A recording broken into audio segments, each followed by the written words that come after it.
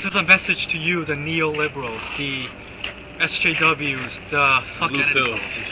the blue pills, the Antifa, whatever you want to call yourselves.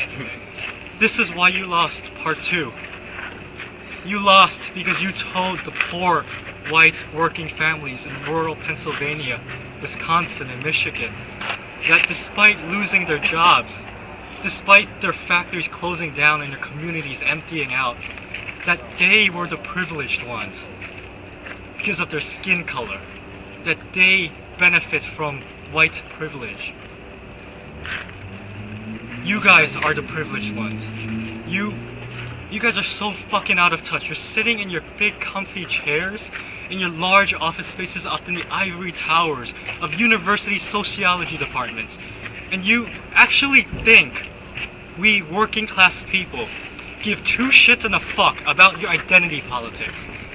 You think we care about intersectional trans feminism when, look, I come from a working class family, alright? And the struggle doesn't discriminate. The struggle is the same. Our parents work their hands off to provide a better future for us so we don't have to struggle. And when their jobs left, that dream left with them. And you actually think we care about fucking identity politics when the first thing that pops into our mind when we wake up is whether or not we're gonna make rent this month, whether or not we have money for food in our budget, or whether or not our bronze tier Obamacare plan covers little Brittany's weird cough. Brittany is sick, so sick. We don't know what's wrong with her. It might be because we don't have enough money and we can only afford to feed her cold chicken tendies. That's right. That's right. Check your privilege. And yet you guys are the real racist ones, but you've redefined the word racism to mean power, privilege, and prejudice. You've twisted the definition so that we can't use the word against you, but you can use the word against us and against anybody that disagrees with you. Because under this new definition, all white people are racist. All people that defend white people are either racist themselves or they're self-hating Uncle Toms or Uncle Chans. You've called people that disagree with you racist, sexist, Nazis. You don't listen to us when we try to tell you why we believe what we believe. You've demonized us and dehumanized us. So that in your mind it's okay to punch us. Because what's more American than punching a Nazi, right? It's easy to punch a Nazi. And when we are the Nazis, it's easy to hang us from trees. No offense.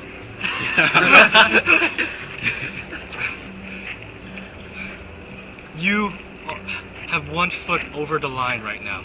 A line that you do not want to cross. You are normalizing violence. And if you don't believe me, look at what this past year has been. Your side has chased down Trump supporters, beat them up. You've egged a woman that just wanted to be at a Trump rally. Yesterday, you pepper sprayed a woman that was no threat to you. She was talking to a camera crew. You pepper sprayed her because she was wearing a Trump hat.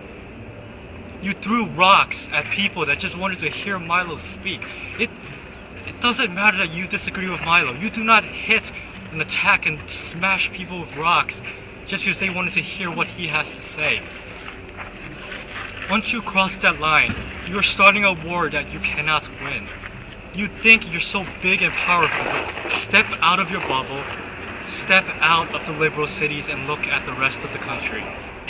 You're outnumbered, outmanned, and outgunned. You outfought. You cannot win this if it turns violent. If you normalize violence, if violence is okay, you cannot win. You can win by reaching out to conservatives, talking to them. Talk to Trump supporters and ask them why they believe what they believe. And maybe you'll find common ground. Maybe you might even convince us to adopt your positions, or maybe we'll red pill you. Who knows? You put down your fist, take off your mask. Fight with your words, not sticks and stones.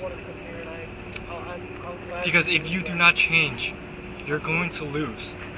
You need us on your side. You need to convince us why you're right, because you can't kill us. You can't kill all of us.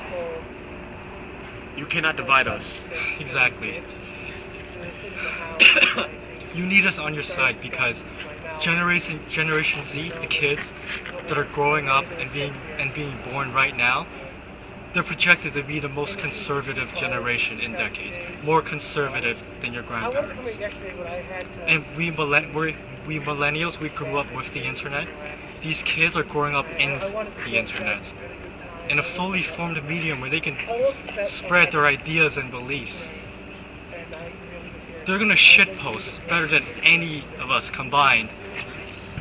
They're gonna harness meme magic better than any 400-pound, 30-year-old virgin. The future is in their hands, and they're on our side. So unless you change your ways, you've already lost. I gotta go home now. That's right! Please clap. Really, Uncle Jay.